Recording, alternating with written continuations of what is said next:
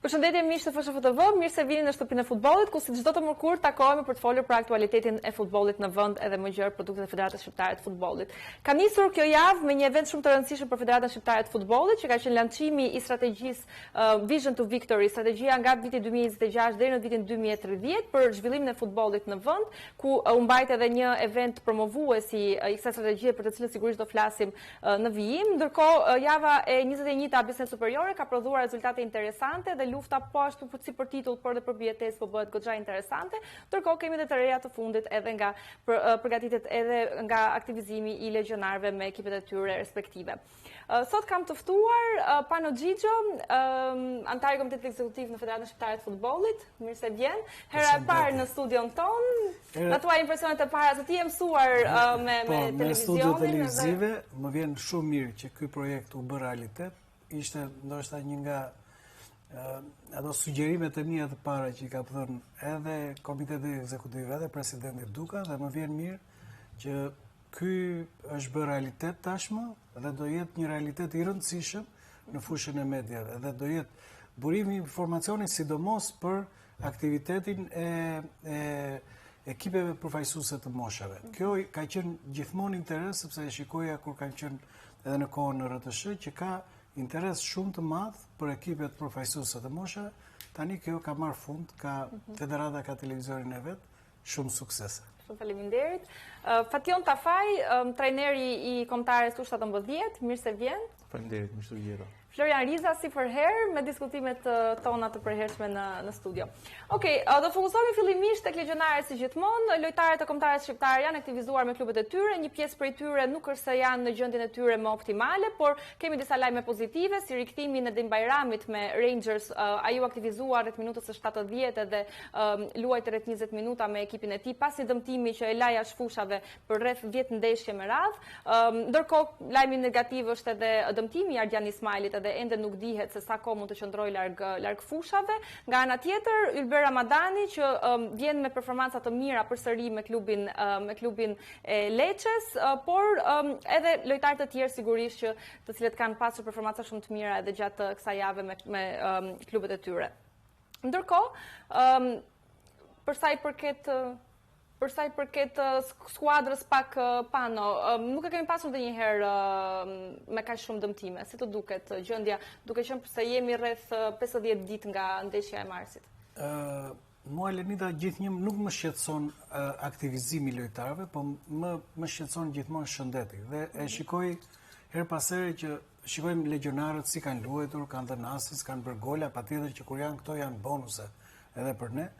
Por më shqetëson gjithnjëherë shëndeti i lojtarëve, sepse ja ç'a ndodhi me Ismailin, që ne e dim sa i rëndësishëm është për ekipin ton, më shqetëson gjendja e Yasir Hasanit ose kampionati ku luhet ai që ka ndalur për disa kohë, por kemi edhe lajme pozitive këto kohë, duhet siç i the ti pak më parë, Ylber Ramadani nuk është pak në një ndeshje të serisë A-t të jesh lojtari i ndeshjes, ose lajmi i mirë i këtyre kohëve ka qenë gjithnjë Ernest Muçi në Turqi, që duket që po ndryshon, sepse lojtarët nuk do jenë të njëjtë ata që kanë qenë në shtator dhe ata që janë në mars. Dhe gjithmonë neve, Flori e di më mirë, kur nisem tek Champions League për shembull ose te kampionatet e famshme, themi kush do jetë, që në shtator nuk e themi dot kush do jetë favoriti kryesor për në maj, sepse ndryshon forma e lojtarëve, por lajme negative vinë vetëm kur dëmtohen lojtarët. Pastaj aktivizimi i tyre që mund të jetë me minutazh të caktuar, ai është gjithnjë lajm i mirë për mua që aktivizohen. Pra Gjimshiti vazhdon aktivizimet e veta, lojtarët e tjerë. Pra është lajmi më shqetësues për mua dëmtimi i Ismailit. Ndërkohë Tafaj, duke qenë se edhe ti je trajner dhe sigurisht je në ndjekje edhe patjetër të lojtarëve të tu, por në thelb për një trajner sa shqetësues është kur ka shumë lojtarë titullar të skuadrës që janë të dëmtuar ose në një gjendje tranzicion, duke qenë se dhe jemi në merkaton e janarit dhe disa prej tyre flitet që mund të bëjnë transferime në skuadra të tjera. Sigurisht janë dy gjëra që lidhen me njëra tjetrën. Edhe aktivizimi, po edhe dëmtimi. Domethënë është më shumë e rëndësishme është që lojtarët të aktivizohen në klubet e tyre se minutazhi ka të bëjë edhe me pjesën e ritmit lojës. Pra ndoshta penalizimi më i madh është në rast se lojtarët dëmtohen dhe kjo është pak mund të jetë pak fatkeqësi për ne. për lojtarët që presim në ekipin kombëtar. Shumë e rëndësishme është lojtarët që aktivizohen dhe kanë minuta në këmbë. Patjetër, dhe në fakt një ndër lojtarët i cili është aktiv me skuadrën e tij, po ndërkohë dhe ka dhënë performanca shumë të mira, siç e përmenda në fillim, është edhe Ylber Ramadani, i cili u shpall edhe lojtari i ndeshjes në ndeshjen e fundit të Lecces ndaj Laçës, pati një performancë shumë të mirë, është një lojtar i cili është si motori i kombëtarës, pavarësisht se nuk ka qenë aq shumë i aktivizuar në ndeshjet e fundit, por gjithmonë ka qenë një nga lojtarët kryesor të mesfushës së kombëtarës, pano. Ylber Ramadani jo vetëm që ka qenë një nga lojtarët që ka dhënë maksimumin e vet, atë që ka në ekipin ton kombëtar për të gjitha fazat kualifikuese, patjetër që në fazën e fundit të kualifikimit për në botror nuk ka qenë ai lojtari titullar, sepse ka ardhur një tjetër lojtar dhe mua më vjen mirë që janë të dy produktet të kampionatit shqiptar, se harrojmë her pas here, po Ylber Ramadani ka qenë pjesë e Partizanit B në fillim kur ka ardhur në kampionatin shqiptar dhe pastaj me Partizanin atë që bëri. E njëjta gjë me Julian Sheon. Pjesë e kampionatit shqiptar, del nga kampionati shqiptar, zë vendin e tij në kombëtare që bëhet ai, po themi, lojtari që luante në vendin e Ramadanit, por kjo konkurenca i bën mirë ekipit kombëtar. Pra nëse ne kemi në mesfush një lojtar i cili nuk ka qenë, po themi 100% titullar me kombëtaren, që dhe lojtari më i mirë i ndeshjes në një ndeshje të serisë A, thash pak më parë, kjo i bën mirë edhe Julit, edhe gjithë pjesës tjetër të skuadrës, që të ketë një konkurrencë, pastaj konkurenca e fryqme na sjell edhe cilësi. Është shumë mirë që të ketë konkurrencë, ashtu sigur ju thatë Pano, por përveç konkurrencës duhet të jesh super profesionist. Dhe mendoj që Ramadani është një lojtar super profesionist. Pra, që të jesh lojtar i mirë është një gjë, por që të jesh lojtar profesionist dhe i gatshëm, sa herë tani të thret ty në çdo moment të një ndeshje futbolli, qoftë dhe në minutat shtesë, dhe ti të japësh maksimumin, ky është lojtari që na duhet. Pra nuk e thyen dot askush, as vendi titularit, as pozicioni kur e fusin në pak sekonda lojë, por është i gatshëm për të dhënë çdo gjë për ekipin kombëtar, për fanellën dhe për veten e tij. Kështu në këtë aspekt ai vlen për tu vlerësuar jashtëzakonisht shumë. Me gjithë ato cilësi që ka, por kryesisht dua të veçoj cilësinë e të qenë profesionist, sepse ka shumë lojtar se stoli është shumë i rëndë. Edhe është shumë e vështirë që të durosh stolin, por që ka lojtarë të këtij niveli profesionist, të cilët bëjnë atë dallimin. Lenida ka qenë më shpesh, ose po themi më afër. Po unë ato pak grumbullime që kam qelluar, Ylber Ramadanin e shikoj një lojtar me karakter shumë të fortë sportiv. Pra nuk ishte një lojtar më kryesor që ne u kualifikuam në Evropian. Ishte lojtar titullar i ekipit kombëtar dhe Befas, ti e the shumë mirë se ju vetë keni luajtur futboll, stoli ishte i rëndë. Po asnjë problematik, asnjë momentin që Silvinho e kërkon që ai të jetë gati, ai është gati gjithmonë. Kjo është më pozitiv. Sigurisht pjesa më e rëndësishme e stolit, se edhe stoli, bankina ta ndryshon dhe rezultatin, qoftë për të mbajtur një barazim, qoftë për të mbajtur fitoren, por qoftë edhe për të ndryshuar lojën në aspektin pozitiv. Domethënë këto lojtarët janë për mua janë shumë të rëndësishëm. Ose Lenida në aspektin trajtimit psikologjik ka punuar shumë. Ndërkohë, një tjetër lojtar i rëndësishëm i kombëtarës shqiptare është si gjithmonë edhe Arber Hoxha, i cili në fakt edhe me kombëtaren ka qenë një ndër lojtarët më stabil në vitin 2025, një ndër të vetmit i cili ka luajtur të gjitha ndeshjet. Nga ana tjetër vjen me performanca shumë të mira me klubin, duke dhënë një asist në ndeshjen e fundit në Europa League. Fakt kujtojmë që Arber Hoxha të luajë edhe këtë të enjte përsëri një ndeshje të radhës në Europa League në Danimark. Ndërkohë nga ana tjetër një lojtar i cili nuk është grumbulluar kohët e fundit me kombëtaren, por që ka pasur historinë e tij me kombëtaren është Arbnor Muja, i cili me klubin e tij belg duket që është shumë performues edhe e ka ndihmuar shumë mirë për të arritur në vendin e dytë në aktualisht në tabelë. Si e shikon karakterialisht le të themi Mujën edhe pozicionimin e tij? Muja ishte një gjetje kur erdhi në ekipin kombëtar. Patjetër këto oscilacionet, ndryshimi ekipeve, ndryshimi ligave, patjetër që ndikojnë në një karrierën e një futbollisti, po mua më vjen mirë që ai e ka gjetur veten, këtë radhë dha një asist, po ishte nga lojtarët më kryesorë të ekipit vet. Dhe unë jam i bindur që Silvinho nuk është se e ka listën, po themi atë listën kryesore të lojtarëve, patjetër që e ka.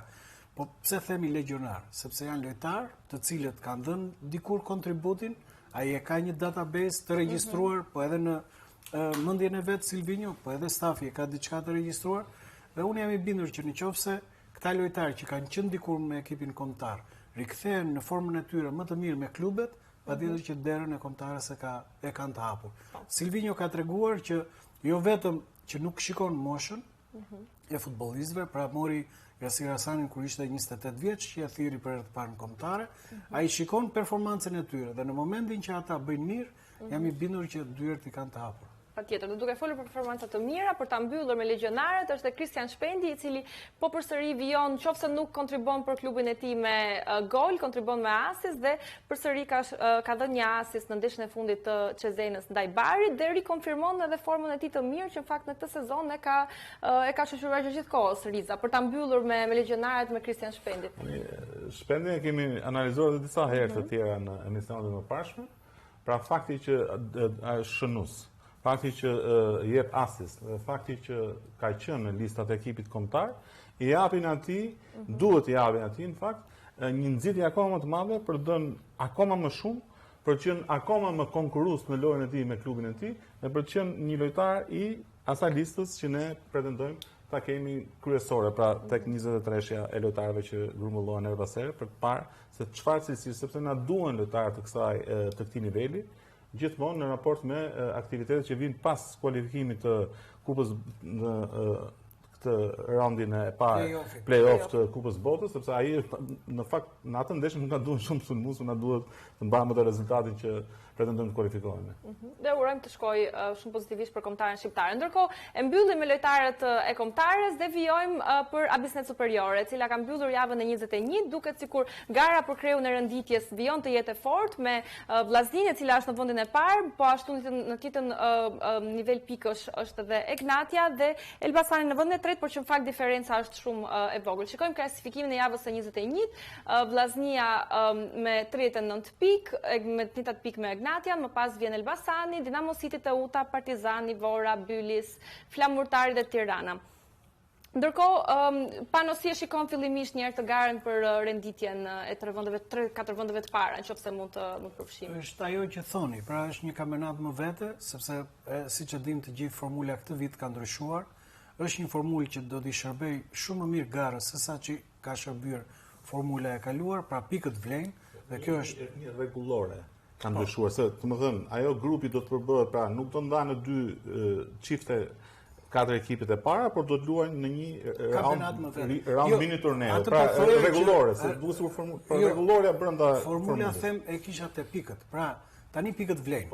Dhe pikët vlen, nëse pikët vlen, atë kampionati prap bëhet më i bukur. Ka dinamizmin e vet. Dhe ky kampionat ka atë dinamizmin që shikojmë rruga për Final Four edhe ato lojrat për Final Four që po bëhen gjithnjë e më interesante, është ai grupi skuadrave që tentojnë Final Four, është dhe grupi skuadrave që tentojnë të shpëtojnë nga fundi.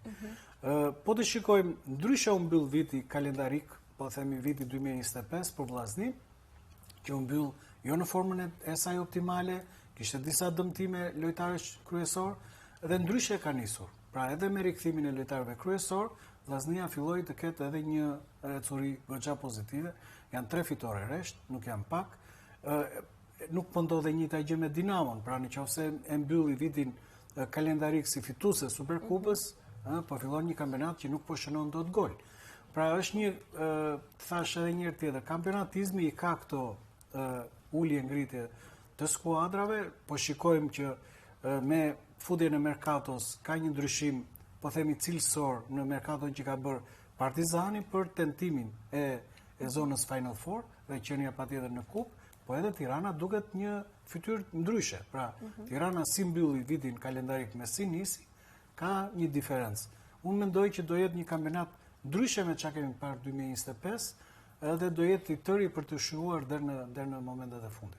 Okej, ndërkohë fokusohemi pak më tepër te secila prej ndeshjeve, ta faj së bashku. Cilat ndeshje ka lënë pak më tepër përshtypje gjatë kësaj jave në ato çfarë kanë prodhuar, le të themi. Në fakt mua më la shumë përshtypje Partizani me Vllaznin. Nuk e prisja Vllaznin që të kishte një lojë aq dinamike, lojë të mirë, si mbrojtja ashtu edhe ofensive në sulm. Nga ana tjetër Partizani ndryshe nga ndeshjet e tjera nuk e pat atë agresivitetin e dur, cinizmin dhe tranzicionet pozitive që ka ditur ndeshjet e kaluara që t'i shfrytëzoi shumë mirë. Kjo ndoshta për shkak të mungesave që ka pasur Partizani, në mos gaboj unë kanë qenë 3 apo 4 lojtarë, dhe mund të jetë deri diku e justifikueshme kjo pjesë, sepse fundja fundit janë katër lojtarë që janë nga më kryesorët të dy ekip.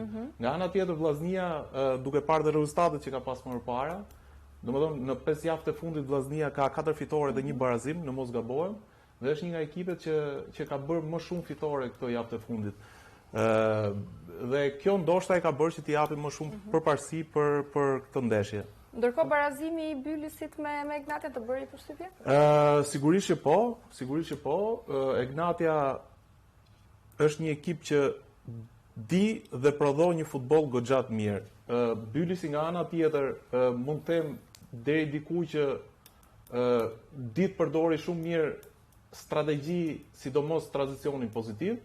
Ajo që më bëri më shumë përshtypje ke Egnatia nuk më pëlqeu shumë pjesa ofensive. Pjesa ofensive dhe ke finalizimi. Dhe ndoshta duhet të ishim pak më decisiv në pjesën në metrat e fundit, sidomos në këtë ndeshje. Ndërkohë Elbasani Dinamo City, duket sikur Elbasani realisht është një konkurrent, le të themi, edhe për të marrë kreun e renditjes. Elbasani Dinamo vjen nga 2 humbje, Elbasani nga ana tjetër ka 2 fitore dhe 1 barazim ndeshjet e fundit. Dhe unë mendoj që do jetë ndeshje shumë e fortë. Dinamo ka goxha mungesa.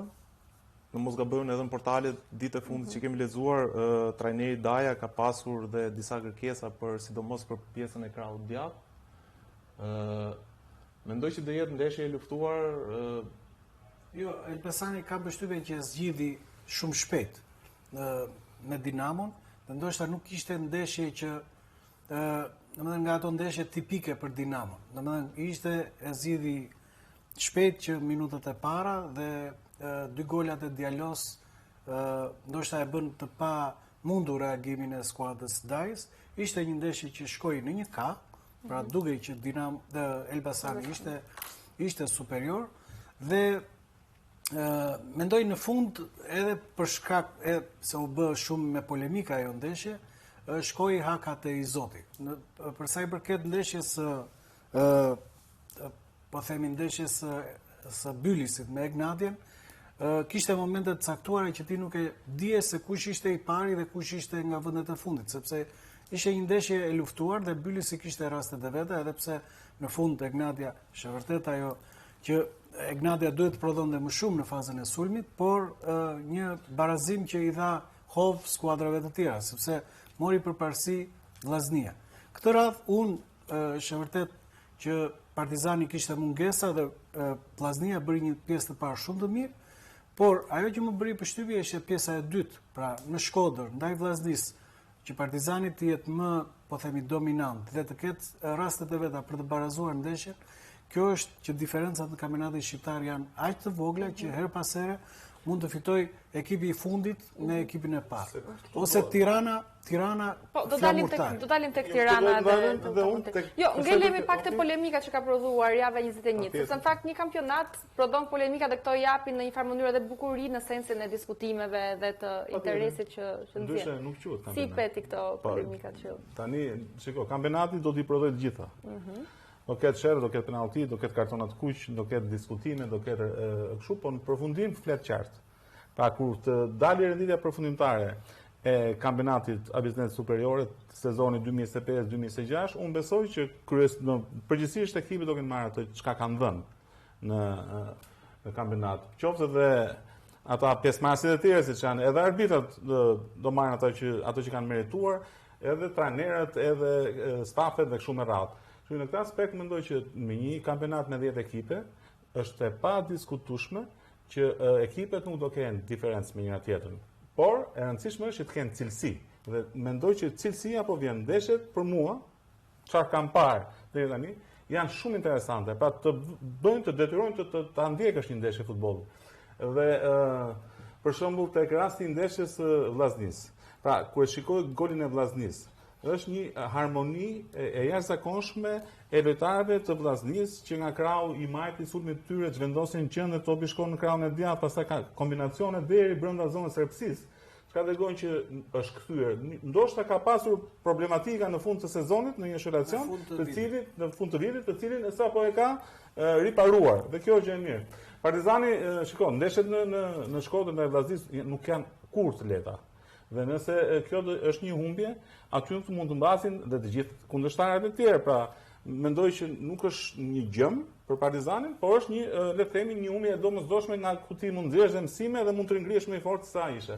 Egnatia mund t'ja toleroj vetes dhe një brazim në një fushë si ajo e Ballçit, por mos harron që Ballçi ka edhe një ekspert në trajnim, në drejtim, sepse është trajner me shumë eksperiencë Josa dhe është i nivelit që mund t'ja rëmbej pikën edhe një ekipi kaq fortë siç është Egnatia. Polemika nuk do shuhen kurrë. Hiqe nga mendja që nuk do ketë polemika sepse ndjekim jetë e mot Serie A dhe dim shumë mirë çfarë bëhet aty me teknologjinë dhe prapë vazhdon çdo javë ka polemika, ka moviol, ka raste të diskutueshme, ka dhe gabime patjetër.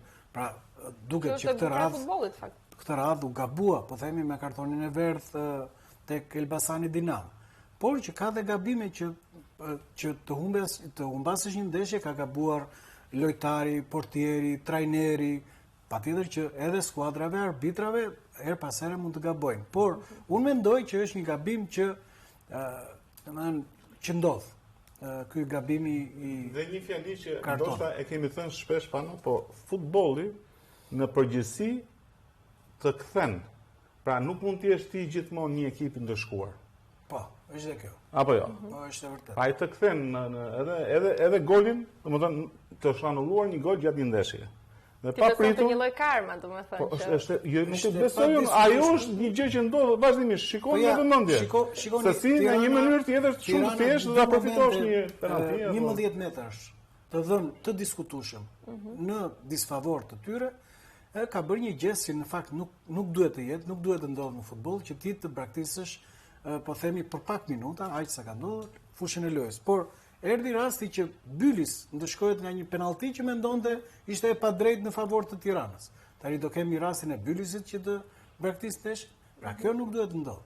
Se është një precedent i rrezikshëm që ti vendimet, nëse ti nuk i shikon që ka ajo që thot Flori, pra ti nuk ke çdo javë, ke njërin në favor, njërin në disfavor, se ndodhin janë gabimet që ndodhin në botën e futbollit. Deri në momentin që e quajmë lojë, sepse futbolli është lojë, ne jemi në mjedis subjektiv dhe çdo gjë mund ndodh, mund gaboj trajneri, mund gaboj lojtari, mund gaboj arbitri, mund gabojnë tifozat, pra të gjithë pjesëmarrësit në një ndeshje futbolli kanë gabimet të tjera që mos ndikohen ke rezultati. Domthonë të jetë çështja mos të po të marrim rastin e Elbasanit, ai kartoni kuq ka qenë në minutë 44 mos gabojmë, 43 pjesën e parë, nuk e dim kurse si mund të kishte qenë vazhdimësia, por te tjerave rezultati ishte 2-0.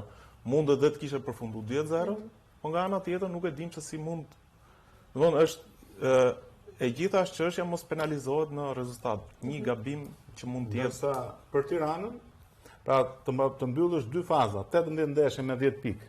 Dhe sa po fillon faza e tretë, të marrësh 7 pikë do të thotë që ti ke rikuperuar pothuajse të gjitha ato gabimet që ke bërë në fazën e parë dhe është afruar të 2 ekipeve të tjera, kështu që nuk pra e shikoj edhe këtë si një logjik lufte të mirëfillt me të gjithë ekipet që janë mbi të, që nga ato që luftojnë për që në 4-shën e parë, që mund t'i marrë secili për atyre pikë, dhe po ato që i ka kundërshtarë direkt për të mos rënë nga kategoria.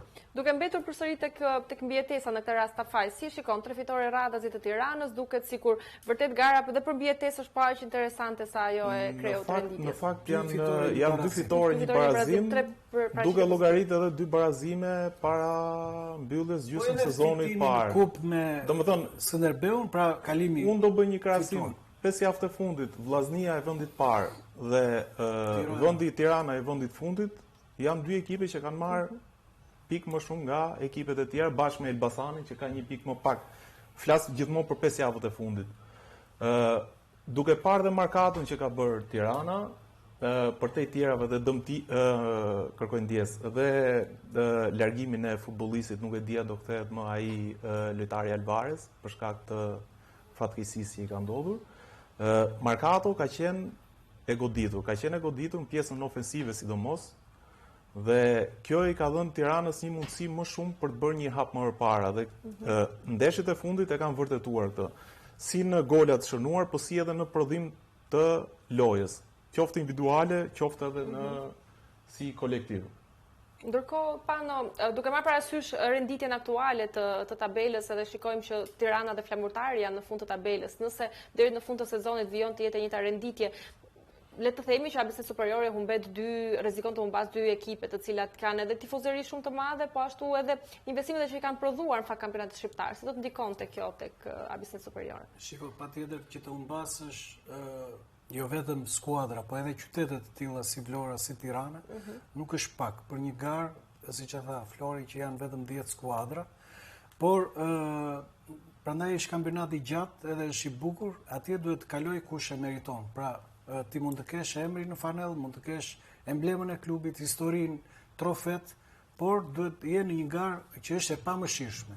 Dhe në momentin që është një garë e pamëshirshme, gjithë secili do marrë atë që ka prodhuar gjatë 36 javëve e kampionat. Janë akoma në kohë të gjitha skuadrat për të arritur objektivat e tyre. Asgjë, kjo është më e bukur e këtij kampionati, që nuk është vendos asgjë, edhe pse ka diferenca, por nuk është vendos asgjë. Gjithkush mund të luaj jo vetëm për të shpëtuar nga kategoria, po edhe për Final Four. Mos harroni dhe formulën e kupës, sepse është një formulë shumë interesante për skuadra të tilla, të cilat mund të arrijnë edhe Evropën nëpërmjet kupës, që është diçka interesante për të ndjekur. Tjetër, mbetet për të parë se çfarë do të prodhoj fakt java 22 e ABC Superiore dhe se si do të ndryshojnë renditjet qoftë në krye të tabelës edhe ndoshta ekipet përmbijtes, por për diskutuar më tej do të kthehemi pas publicitetit, do të flasim për strategjinë e re të zhvillimit të futbollit shqiptar.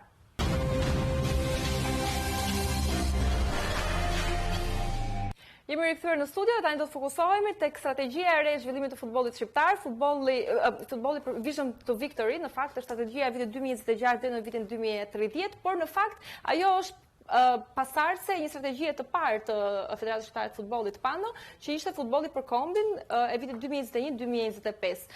Dhe ne do të themi që strategjia aktuale është ndërtuar mbi atë çfarë ka krijuar strategjia më parshme, çfarë ka mbetur pa u zhvilluar, si dalin raportet, le të themi, të strategjisë fillestare.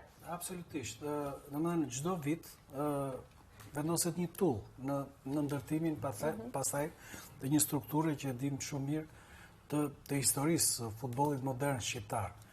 Në strategjinë e kaluar, futbolli për kombin, duke qenë gazetar me profesion, u futa pak të shifrat. Pra në fillim, kur tentoi për 23.000 futbollistë të rinj të futbollistë të regjistruar, dhe që u vendos një target i tillë, 23.000, mu duk pak e paarritshme, se thosha kur në kaq pak vite ne mund të arrijmë në 23.000, duke qenë se në komitet ekzekutiv unë mbuloj edhe futbollin amator, po themi të rinjt edhe fëmijët, shikoja pak sa të vështirë. Po ja ku jemi pas 4 vitesh që kemi kaluar, te i kaluar 23.000, kemi vajt mbi 24.000 futbollistë të regjistruar, pra ne kemi prurje të reja në futboll. Po kjo nuk u arrit as brenda ditës, as brenda vitit, po as brenda 4 vjeçarit, sepse punohet për ditë. Kjo u arrit patjetër duke futur futbollin në shkolla. Federata mund të kërkojë një strategji të vetën, por zhvillon një sport që është e mirë publike. Pra, zhvillon futbollin që është e mirë publike dhe prandaj duhet të jetë kurdoherë partnere me shtetin. Nuk mund të bëj e vetëm me Federata asgjë. Mund të bëj përpjekje titane për të arritur, por asnjëherë nuk mund të arrijë në atë objektiv që i kemi vënë vetes, dhe sepse her pas here e shikoj, isha vetë pjesë e grupit që organizoi Evropianin e moshave nën 17 vjeç në Shqipëri, që nga UEFA morëm, po themi, falenderimet për organizimin e atij Evropiani, dhe isha te ky koordinimi i grupit ndërministror, dhe pash që Federata ishte lokomotiva që të riqte vagonat, por donjëherë vagonat ngeceshin rrugës edhe për shkak të burokracisë, edhe për shkak që ne dim si funksionojnë gjërat në Shqipëri, po këtu po su bën të gjithë faktorët bashkë, është e pamundur. Pra kjo rritja e futbollistëve të regjistruar ishte një objektiv e arritur. Patjetër që kishim edhe një objektiv për rritjen e futbollistëve vajza, dhe kjo është një sfidë e rëndësishme e Federatës, Që në fakt një nga shtyllat e strategjisë në të kaluar. Në të kaluar. Flori e di më mirë, po si kemi arritur. Ne kemi arritur të ndryshojmë historinë e futbollit të vajzave. Para disa vitesh, kur flisje për futboll vajzash, Flori në shikonin me inat. Në për shkolla, në për... Por tashmë... Studio televizive. Tashmë ne kemi arritur që të ndryshojmë si fillim mentalitetin, e një kombi që dim shumë mirë që sa e vështirë është që vajza të merret me futboll, dhe tani nuk kemi arritur ndoshta objektivin, dhe kjo më vjen më mirë, që në fund të këtij 4 vjeçari të një projekti të rëndësishëm, që është strategjia e futbollit, e zhvillimit të futbollit, ne kemi thënë ato që kemi arritur, po kemi thënë dhe ato që duhet punojmë për t'i arritur. Dhe këto janë bërë në evidencë që na del punë akoma më e madhe për të arritur shifrat, se fillimisht ne dim shumë mirë që nëse zgjerojmë bazën, zgjerojmë sasinë e futbollistëve meshkuj apo futbollistëve vajza, ne pastaj do marrim edhe cilësinë të ardhme, do kemi cilësi edhe në kampionatet ose në garat respektive kombëtare, po do kemi edhe në cilësinë e jetës, e të jetuarit. Ne dim shumë mirë që nëse fëmijët merren me sport, në këtë radhë futbolli, ai nuk do jetë në për aktivitetet tjera që nuk janë në të mirë të shëndetit vetë. Dhe kjo është pozitive. Ndërkohë, një element i rëndësishëm i si strategjisë më parë me futbollit për kombin, po ashtu edhe i strategjisë aktuale 2026-2030 është edhe zhvillimi infrastrukturor. Riza, është bërë shumë, kemi përmendur her pas here edhe infrastrukturën në emisionin ton, është bërë shumë për sa i përket që këto djemë dhe vajza të kenë ambiente sportive për të luajtur, por nga ana tjetër janë hedhur edhe themelet e atyre prioriteteve që ka federata për 4 vjeçarin e ardhshëm në zhvillimin e infrastrukturës. Pra, pa tjetër, shiko, që t'jesh një vend i zhvilluar në futboll, ka disa parametra që janë plotësisht të matshëm, që lidhen me numrin e lojtarëve, me numrin e fushave, pra me numra në përgjithësi. Dhe neve, për të shkuar këtu, duhet kemi minimalisht një numër të caktuar fushash futbolli për kaq lojtarë. Neve këtë numër sot e kemi të lartë. Dhe mendoj që sa më shumë fusha, sepse lidhet me strategjinë ose me një mendim të qartë që kemi ne si Federata Shqiptare e Futbollit, pra të çojmë futbollin tek njerëzit. Dhe duke çuar futboll te njerëzit, mund të bësh një fushë dhe pastaj cilësh gjithë lojtarët atje, numri mbetet gjithmonë i kufizuar. Nëse do bëjmë 10 fusha të shpërndarë në gjithë territorin e Shqipërisë, detyrimisht që ne do të japim mundësi të gjithëve. Futbolli mund të flërë brenda një fëmije, edhe nuk shfaqet kur nëse ai se ka fushën afër, nëse ka trajnerin aty, nëse nuk ka topin e futbollit dhe kështu me radhë. Pra duke çuar futbollin tek komuniteti. Dhe tjetra që është vlen për të përmendur që i shkon kësaj, pra përveç investimit në infrastrukturë të fushave të futbollit, stadiumeve, rritjes së cilësisë së tyre, jo thjesht si një fushë, si numër, po rritja e një fushë cilësore në futboll, ka të bëjë edhe me shoqatat rajonale të futbollit që kemi neve. Pra, edhe neve, përpara 5-6 vjetësh kemi qenë disi të centralizuar, se çdo gjë organizohet nga Federata Shqiptare e Futbollit. Sot ky lloj centralizimi po shkon drejt liberalizimit, i është dhënë një dorë e jashtëzakonshme në mënyrën e organizimit të aktivitetet të tyre të gjitha shoqatave, të cilat janë dhe përgjegjëse për zhvillimin e lojës futbollit. Por dhe këta kanë ato objektivat e tyre, numrat e tyre do të jenë të matshëm, pra sa lojtar ka Tirana, sa fusha futbolli ka, sa arbitra ka, sa trajner ka, të gjitha këto duhet të rriten në 4 vitet e ardhshme. Po kështu, po pra, ishin të frikshme me atë studim që ka bërë UEFA. Dakor, por ama kjo është puna. Pra që ne të shkojmë në 4 vitet e ardhshëm të parafrohemi me shtetet e zhvilluara në futboll. Shko vetë federata brenda vetes është e zhvilluar në momentin. Aktualisht, Riza, duke folur pikërisht për infrastrukturën, Shqipëria renditet e 53-ta sipas UEFA-s për sa i përket raportit fush-popullsi. Në këtë rast jemi pra një fush për rreth 19.000 persona. Kurse ndërkohë që si e shikon, çfarë mund të përmirësohet, çfarë përmirësime mund të sjellë në 4 vjeçari i ardhshëm? Vetëm që të ketë ritmin e federatës, të ketë edhe qeveria ose shteti shqiptar, sepse federata është e vërtet që ka projektin 100 fushat, projektet e rëndësishme që ka FIFA Trik dhe çdo projekt që ka federata. Dhe investon në një fushë, po gjej fushën. Domethënë shteti, qeveria, pushteti lokal duhet të jetë interesuar i parë që t'i thotë ambienti është ky, ju lutem hajde investoni. Ne si federat po përpiqemi, po bëjmë përpjekje maksimale për të ndërgjegjësuar një pushtet për të bërë punën e vet. Pra ai të hap ambiente për një fushë futbolli. çrëndsi ka është në Prenja, se është në Saranda, është në Tropoj fusha e futbollit. Atje ka një komunitet që i duhet një fushë futbolli të ushtroj dhe të filloj që nga futbolli moshave dhe pastaj me radhë ekipet. Por neve nuk mund të jemi ne, po themi si federat, që të hapim ambientet të tjera. Tu duhet investimi i pushtetit lokal dhe qendror. Se çfarë është futbolli në vetë? Futbolli është edukues. Futbolli është i shëndetshëm, futbolli është argëtues. Tash në këto tre rreshta ti nuk ke se ku ta çosh fëmin më mirë se në futboll. Pra do ta edukosh, do ta kesh të shëndetshëm dhe do ta argëtohet. Kështu që interesi nuk do të jetë vetëm i klubeve të futbollit, nuk do të jetë vetëm i federatës së futbollit, nuk do të jetë vetëm i shoqatave të futbollit apo trajnerëve respektiv që kanë nga një ekip, po duhet të jetë shtetëror, sepse neve po edukojmë një brez, ne po e bëjmë atë të shëndetshëm dhe ne po e bëjmë të argëtohet, pra të lozë, të kënaqet në lojën e futbollit. Gjithashtu shteti duhet të kuptojë. Dje kaloi akti normativ për sa i përket projekt buxhetit të vitit të ardhshëm që u kalua në parlament. Dhe të shikosh, po themi, fokusin e qeverisë për sportin. Pra, jepej 2.8 milion euro për futbolin, jepej 3 milion euro për kokshin dhe 2.2 milion euro për padel. Pra, është një sport rishtazi i futur, po padel jo për të rritur, po themi, zhvillimin e padelit në Shqipëri. Jo, po për kuota antarësimin në një aktivitet. Pra, që këtu duket fokusi i shtetit? Pra, në qoftë se ti e ke futbollin të dytin apo të tretin, dhe kjo është viti i parë që futbolli merr projekt diçka nga buxheti i shtetit. Kur s'ka qenë pjesë e buxhetit të shtetit futbolli. Ndërkohë që futbolli po organizon në Shqipëri. Evropianin e moshave U17 pa marr pjesë në këto elit youth që aktivizon her pas here. Po Evropianin e moshave U17 që sa trajner, sa futbollist, sa scout, ska menaxher, trajner të huaj që erdhën ta ndiqnin atë aktivitet, por organizon një aktivitet tjetër që është madhor për mendimin tim. Kampionati 21 vjeçarëve evropian është paradhoma e kampionatit evropian të rriturve dhe të marrësh kaq pak investim. Ku federata çfarë do këto lek? Investim në infrastrukturë, që kur të vijë Gjermania, Franca, Hollanda, Italia, të ketë të njëjta kushte me ato që ka aty kur do luajë evropian.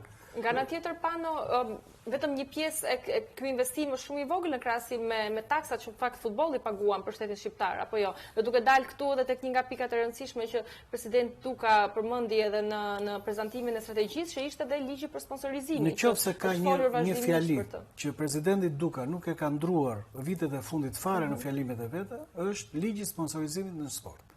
Ajo bie si çanga, domethënë si zile për qeverinë që çfarë po bëni me ligjin e sponsorizimit në sport. Shqipëria nuk ka as ligjin e sponsorizimit të Kosovës.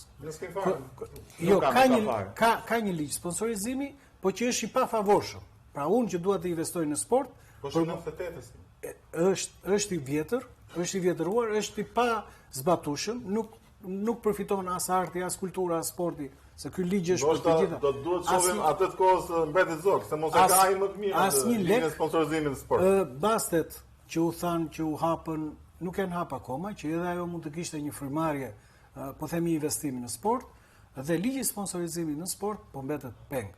Tani ne e dim shumë mirë që si do heci një akademi futbolli, si do heci një klub futbolli, sepse këto janë pasaj promotorët që ne mbrim të futbolli elitar. Pra, mora pjesë në javën e kaluar në kursin e drejtorit teknik.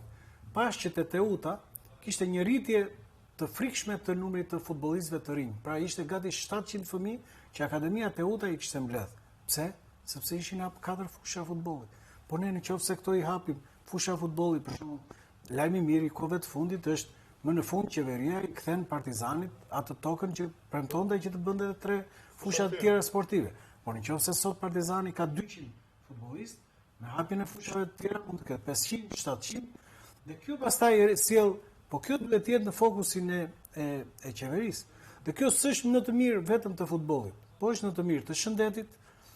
Pra thuhet që 1 lek i investuar në sport është një 4 lekë që kthehet nga mjekësia.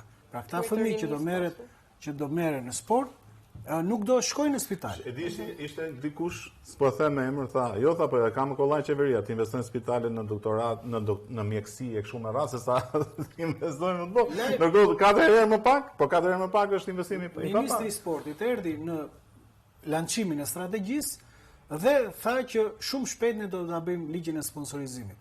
Por nuk mund të vish në shtëpinë e futbollit, se tani federata quhet shtëpia e futbollit, dhe të flasësh as për garat në Formula 1 që janë hedhur së fundmi, as për lojën padel, por duhet të flasësh çfarë ka bërë kjo qeveri për futbollin.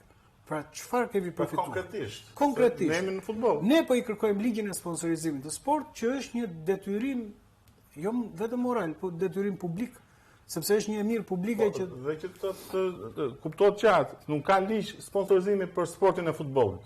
Pa i përmbledh sportin dhe artin, kulturën, po pikërisht, po sepse duhet të ecin të gjitha paralel. Po nuk mund të quhesh shtet ti pa sport, nuk mund të quhesh shtet ti pa futboll. Pavarësisht se ne ja kemi dalë të ngrejmë futbollin në këto nivele, që të shikosh ti entuziazmin që përshkron popullsinë dhe banorët e Shqipërisë në momentin kur ekipi kombëtar fiton ndeshjen.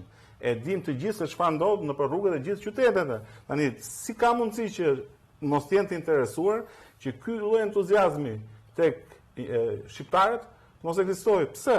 Sepse sa më shumë investime, sa më shumë parat vijnë nga sponsorizimet, aq më i lartë do jetë niveli i futbollit, por do të jetë në të gjitha nivelet që luajnë. Pra nuk do të jetë vetëm ekipi kombëtar, por do jenë gjitha klubet e abisnet superiore, të gjitha klubet e kategorisë parë, do të ketë entuziazëm edhe zhvillim jo futbollit. vetëm kjo, po dhe në aspektin ta marrim dhe në aspektin teknik. Grupmoshat më të prekura janë 14-17 vjeç. Domthonë shumica e klubeve, nuk po flas për akademitë më thonjza private, shumica e klubeve janë një fushë 3 ekipe. Domthonë në aspektin tekniko-taktik, po patjetër, domethënë mosha deri në 17 vjeç akoma kanë probleme me vendosjen fushë, me probleme fizike, teknike e tjerë. Domthonë një nga arsyet kryesore janë fushat. Akoma nuk ka arrit një grup mosh 14-17 vjeç që të bëjnë një stërvitje në një fushë të hapur. Përveç ndeshjes që e bëjnë fundjavë që janë 11 kundër 11. Ne themi futbolli apo sporti. Dhe ndajmë gjithnjë me edukimin. Ora ky është edukim. Është një akademi futbolli, qofse një fëmijë ka marrë pjesë në orën e letërsisë, të gjuhës, të matematikës, ka dhe orën e futbollit. Po, është e vërtetë. Dhe ky është edukim. Dhe shteti duhet ta ketë strategji, jo vetëm federata. Shteti duhet ta ketë strategji rritjen e futbollit. Në Gjeorgji ishte shteti që subvenciononte direkt klubet. Shteti direkt klubet. Pra nga 1 milion euro në varësi edhe të renditjes në Gjeorgji. Dhe Islanda po ashtu që pati rritje të futbollit. Pati një rritje njohur cilësor. Tani këtu në Shqipëri është federata që po jep 3 milion euro nga buxheti që mund ta po ashtu, do mos gabojun shteti investon në gjithë infrastrukturën. Në federata zvendëson shtetin në një moment të dur për klubet. Pra, kjo ndihmë 3 milion euro që po jepet nga Federata Shqiptare e Futbollit drejt klubeve profesionist, këtë duhet ta bënte shteti, sepse e thash, ajo futbolli moshave që po them, të jenë projekte të rëndësishme, qoftë edhe për moshat, se ne nuk po themi për ekipe private ose për biznese private. Ne dim shumë mirë që çfarë biznesi është futbolli, është biznes me humbje në vendin tonë. Atëherë çfarë duhet të bëjmë që ne, por pozitive është që muajt e fundit në parlament un kam dëgjuar që të flitet për futboll. Dhe kjo është goxha pozitive. Pra si dje, si herën e kaluar për ligjin e sponsorizimit, që thonë na e kanë premtuar, po se pam të zezën mbi të bardhë se besojmë. Duket sikur po synojmë që të marrim ligjin e sponsorizimit për të krijuar të ardhura shtesë dhe ndoshta do t'i mbajmë parat që kemi të arkëtuar diku në cep. Jo, ne do të vazhdojmë të investojmë parat në futboll. Se çdo gjë bëhet vetëm për të investuar, por ama të ardhurat që do vinë nga ligji i sponsorizimit do të thotë që këto investime në futboll do 3 fishohen, do 4 fishohen dhe automatikisht u fol reforma e pensioneve. E di sa përfiton shteti shqiptar nëse fiskalizohet futbolli?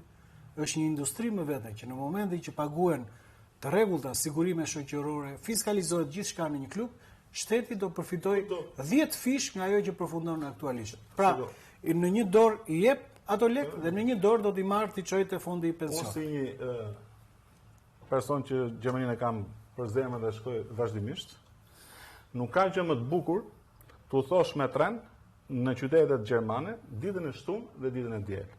Sepse shkëmbehesh pafundësisht me tifozëri të ndryshme, të cilat shkojnë për të parë ndeshjet e futbollit në të gjitha nivelet, pra Bundesliga, 2 Bundesliga, dhe Rajnale e kështu me radhë. Pra kjo, adhurarim në një ditë të jemi ky vend që të gjithë tifozërit po jo, po këtu federata kemi arritur, po me prapë ndikon tek kualiteti, shumica e klubeve, po ta keni vënë re dhe ju, bëjnë shitje 100.000, 200.000 euro lojtarë që më vërtet janë lojtarë cilësor dhe kualitativ. Domthonë klubi ndajherë është edhe i varur ke ato të ardhura, pak të ardhura, shesin një lojtar me kualitet, ndoshta nuk marrin dikë tjetër sepse kanë shpenzime për të vjen gjithmonë fajin futbollit, sepse Kosova po shkon në grupet e Europa Ligës, po Kosova ka 30% të tatimit fitimit i shkojnë futbollit ose sportit.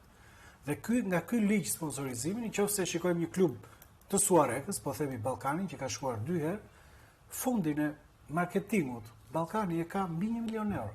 Fondin e marketingut Partizani Tirana nuk shkon 50.000, 60.000 euro. Tani, ne çdo me thënë Tirana, çdo me thënë klubi Suarekës.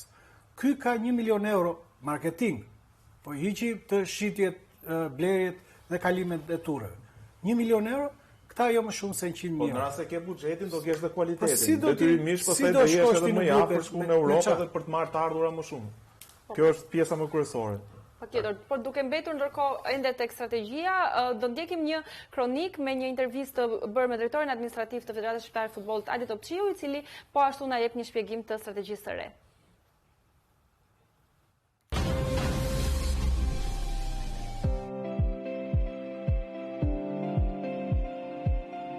Strategjia e Federatës Shqiptare të Futbollit Vision to Victory përfaqëson në radhë të parë një udhërfyes të zhvillimit të futbollit në mbar vendin.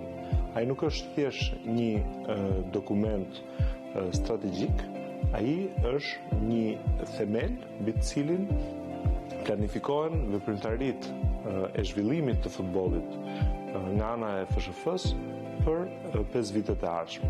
Vision to Victory është produkt i një konsultimi të gjerë të FSHF-s me antarët e saj, me specialistët e UEFA Grow në nivel europian, është rezultat i një studimi të gjitha nevojave të ekosistemit të futbollit shqiptar, të filluar nga ai amator e duke vijuar tek ai profesional, por edhe tek aspektet e tjera të zhvillimit institucional të FSHF-s. Kjo strategji vjen si rezultat e një pune gati 1 vjeçare, në cilën është kryer analiza e gjitha nevojave, e gjitha detyrave, e gjitha funksioneve që FSHF dhe antarët e saj, e gjithë bota e futbollit shqiptar ka evidentuar si të nevojshme për të zhvilluar.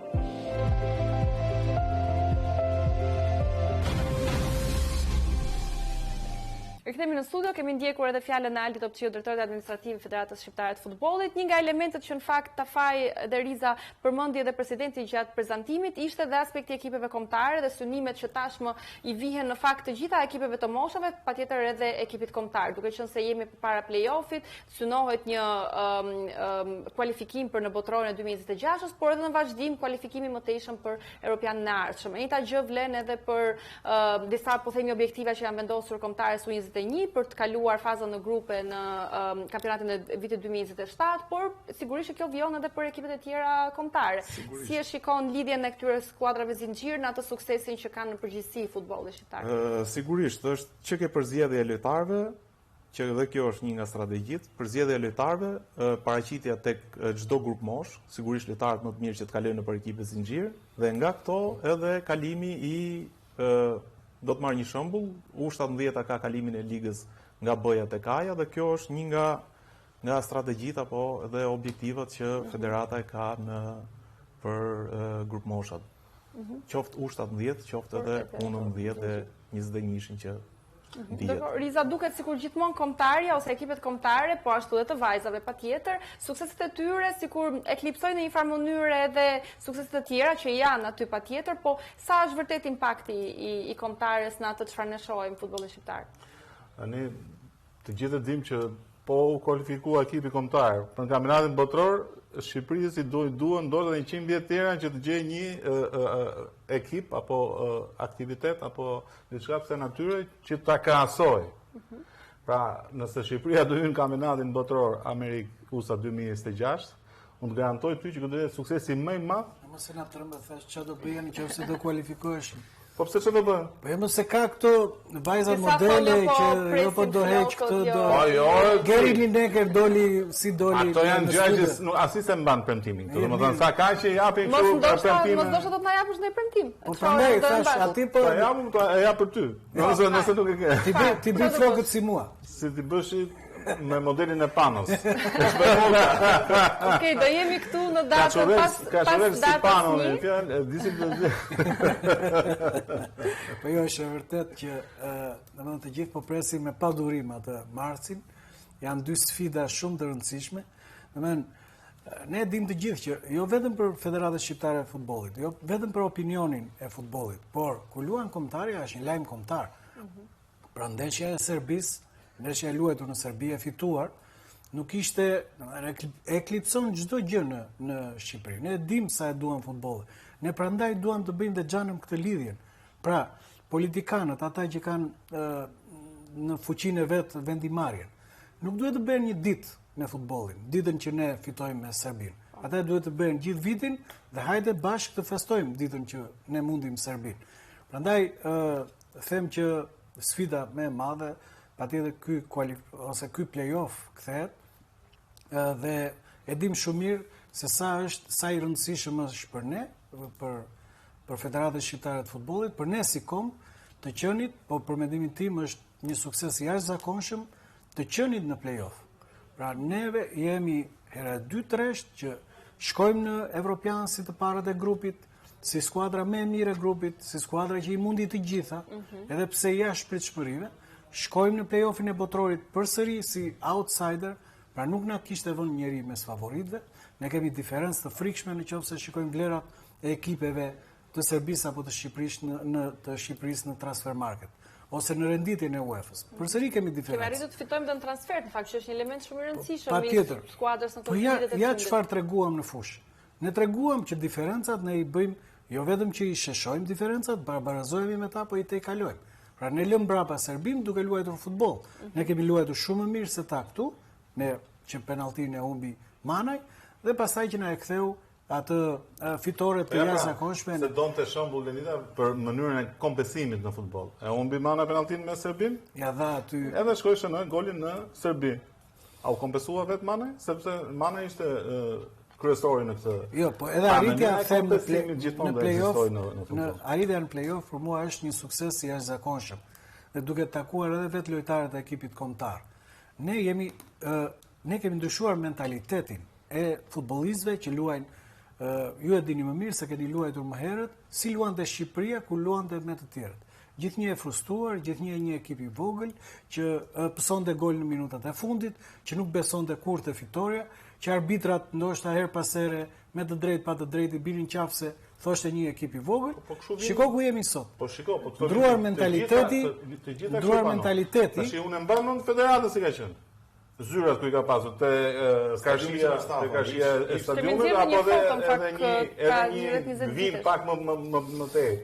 E mbaj mend shumë mirë edhe dhomat e grumbullimit. Mbaj mend shumë mirë edhe fushat e futbollit, kputucet e futbollit, topat, asgjë s'kishim ne. Po kjo ndryshon mentalitetin. Dhe kur shikoj tani, shikoj edhe godinën e Federatës Shqiptare të Futbollit, edhe vendin e punës ku punojmë gjithë ne këtu, edhe fushat e futbollit që kemi në krah, edhe cilësinë, edhe nivelin, dhe unë nuk mendoj që edhe prandaj mendoj që cilësia e futbollit ton është rritur. Prandaj mendoj që neve kemi të drejtën të vëmë objektiva të lartë, sepse kemi mundësinë të realizojmë ata, se objektivin e vë, po problemi është që ti je sa më origjinal, ti parafrohesh sa më shumë realitetit. Pra ne do kërkojmë kualifikimin sepse kemi ekip mirë dhe lojtarët që do të vinë më pas do të jenë po të këtij niveli, pra të nivelit shumë të lartë në futboll. Ndërkohë Pano për ta mbyllur, duke qenë se mbyllëm me strategjinë, por folëm për kampionatin. Çfarë ndodh me Partizanin në fund të këtij viti? Si e shikon të Partizani në këtë sezon? Unë mendoj që ka domethënë ditët e fundit të merkatos ka ndryshuar, duket që ka ndryshuar edhe strategji, por edhe shanse për Partizanin për të kapur si zonën e Final Four, por ashtu unë mendoj që edhe nëpërmjet kupës, patjetër që nuk është e lehtë sepse unë nuk mbaj mend që në bazë të më korrigjojnë trajnerët, po të kesh 4-5 trauma dhe jo dëmtime të vogla, po trauma, po themi ligamenti kroçat që e kanë pësuar 3-4 futbollistë nuk është pak, edhe futbollist kryesor. Pra nëse ti futesh në një kampionat dhe investon në futbollistët kryesor dhe në ndeshjen me Vllaznin, 7 prej këtyre lojtarëve që ti ke menduar në projektin tënd nuk janë, atëherë nuk është e lehtë. Prandaj te Partizani ka filluar një strategji e re, lojtarët e rinj vazhdojnë për shembull në ndeshjen me Vllaznin, luajti 90 minuta kote, që është një potencial i Shqipërisë për U21-shin në ndeshjen e kaluar luajti Sulo, që prapë është një potencial për Shqipërinë U21 të profesor Bushit. Të profesor Bushit, patjetër.